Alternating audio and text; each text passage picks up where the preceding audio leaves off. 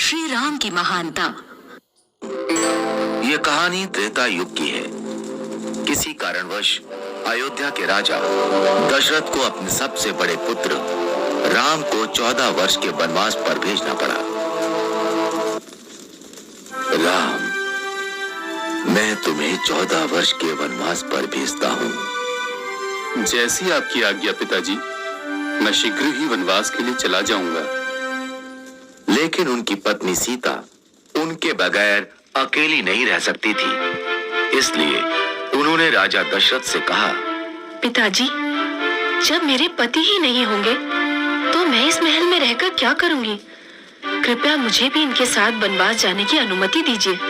और फिर लक्ष्मण ने भी कहा, पिताजी, मुझे भी भैया राम के साथ जाने की अनुमति दीजिए, क्योंकि राम के बिना लक्ष्मण कुछ भी नहीं है। सीता और लक्ष्मण की विनती सुनकर राजा दशरथ ने कहा, समय मुझे तो मेरे राम से दूर कर रहा है, किंतु मैं तुम्हें तुम्हारे प्रिय राम से दूर नहीं कर सकूंगा। इसलिए मैं तुम्हें राम के साथ जाने की अनुमति देता हूं। कुछ दिनों पश्चात राजा दशरथ से अनुमति पाकर राम, सीता और लक्ष्मण के साथ वनवास के लिए चले गए। वो तीनों वन में कुटिया बनाकर रहने लगे। सब कुछ सही चल रहा था। फिर एक दिन शूर्पणखा नाम की राक्षसी वहां से गुजर रही थी। तभी उसने राम और लक्ष्मण को देखा और सोचने लगी, ये दोनों तो अत्यधिक सुंदर हैं और बहुत बलशाली भी ज्ञात होते हैं। मैं इनमें से ही किसी एक से विवाह करूंगी। ये सोचकर उसने अपनी राक्षसी शक्तियों से एक सुंदर स्त्री का रूप धारण किया और वो राम लक्ष्मण के पास गई। पहले वो राम के पास गई और बोली, हे तेजस्वी युवक, मैं आपके रूप और सौंदर्य से बहुत प्रभावित हूँ और आपसे विवाह करना चाहती हूँ। किंतु मेरा विवाह तो हो चुका है और मेरी पत्नी भी मेरे साथ है। तुम विवाह का प्रस्ताव मेरे अनुज लक्ष्मण के पास ले जा सकती हो। वो इस वन में अकेला है। राम के विवाह से इनकार करने पर शूर्पणखा को बुरा तो बहुत लगा, लेकिन वह उसने लक्ष्मण को देखा और सोचने लगी, इस युवक ने विवाह से इनकार कर दिया तो क्या हुआ? इसका भाई लक्ष्मण भी इसी की तरह दिखता है। मैं लक्ष्मण से ही विवाह करूंगी। ये सोचकर वो लक्ष्मण के पास गई। हे तेजस्वी युवक, मैं आपके सौंदर्य से बहुत प्रभावित हूँ और आपसे विवाह करना चाहती हूँ। मेरा विवाह हो चुका है, इसलिए मैं तुमसे विवाह नहीं कर सकता। किंतु आप इस वन में अकेले हैं और आपको मुझ जैसी सुंदर स्त्री से विवाह करने से इनकार नहीं करना चाहिए। किंतु मैं तुमसे विवाह नहीं करना चाहता। क्यों? क्या आपको मेरा रूप पसंद नहीं आया? ऐसा रूप देखकर तो देवराज इंद्र का भी मन पिघल जाए, तो आपका मन कैसे नहीं पिघला? शूर्पणखा की चिकनी चुपड़ी बातें सुनकर लक्ष्मण को क्रोध आ गया और उसने शूर्पणखा के नाक कान काट काटते ही शूर्पणखा आ गई।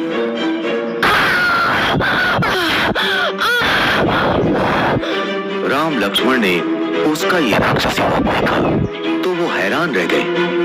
भैया, ये तो एक राक्षसी है। मैं अभी इसका वध कर देता हूँ। नहीं लक्ष्मण, इसे जाने दो।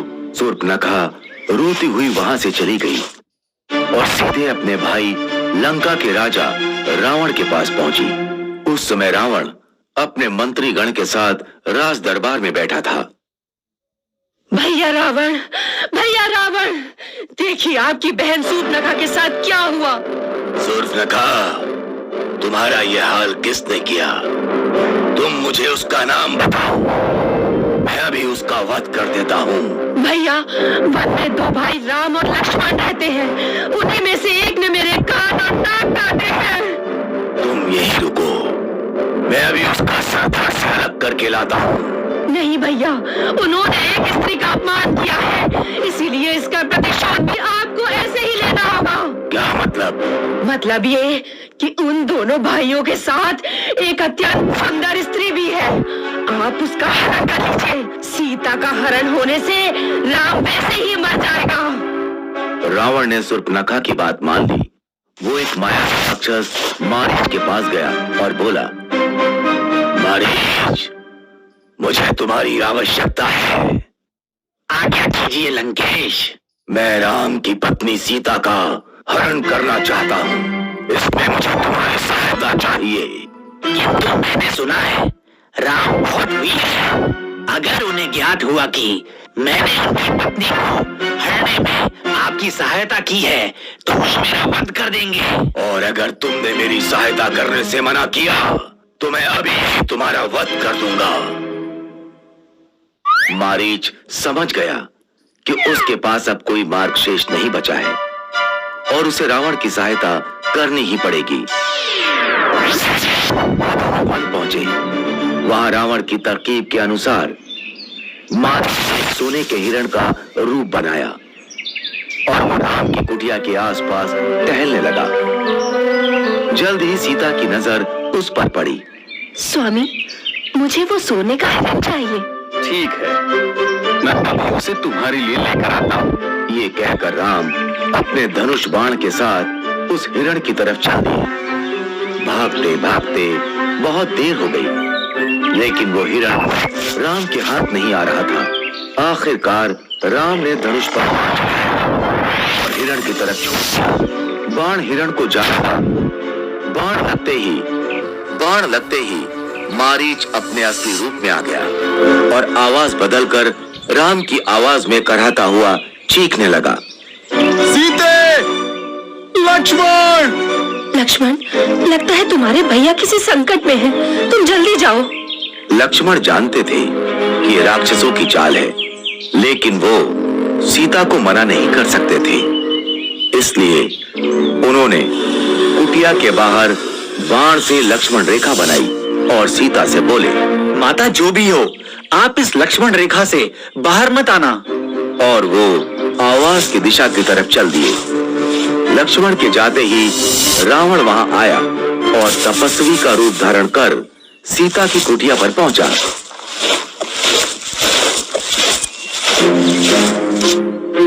भिक्षामि देहि।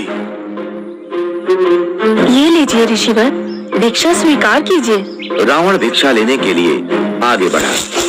तभी उसने लक्ष्मण रेखा को देखा और सीता से कहा, यदि भिक्षा देनी है तो बाहर आओ, नहीं तो ये तपस्वी बिना भिक्षा ग्रहण किए ही तुम्हारे द्वार से लौट जाएगा। सीता किसी तपस्वी को खाली हाथ नहीं जाने दे सकती थी, इसलिए वो लक्ष्मण रेखा से बाहर आईं। उनके ऐसा करते ही रावण ने उन्हें पकड़ लिया और वो अपने असली रूप में आ गया।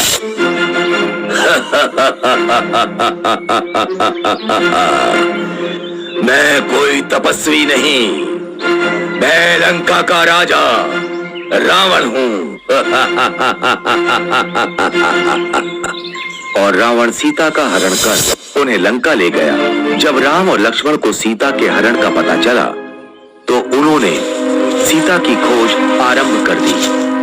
खोज करते करते उनकी मित्रता हनुमान, सुग्रीव, जामवंत और विभीषण जैसे महान और वीर योद्धाओं से हुई।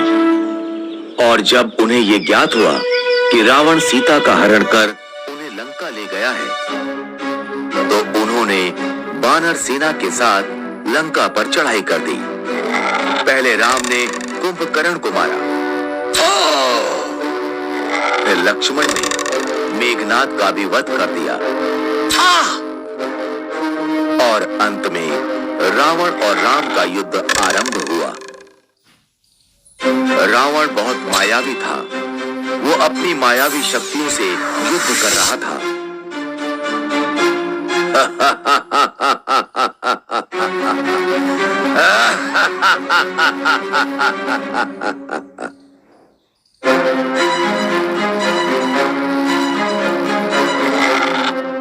राम के तीर उसे कुछ क्षति नहीं पहुंचा पा रहे थे।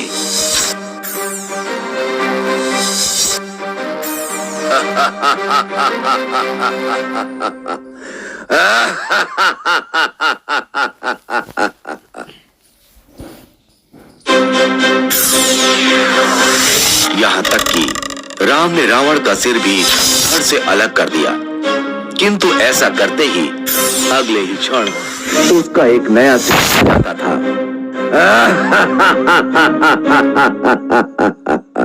ये रावण मरता क्यों नहीं?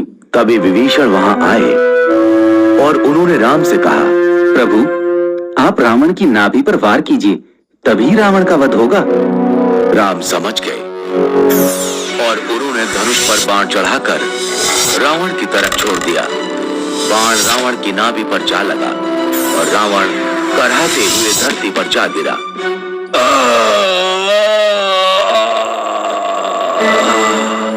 इस तरह राम ने रावण का वध किया और सीता को लंका से छुड़वा लिया।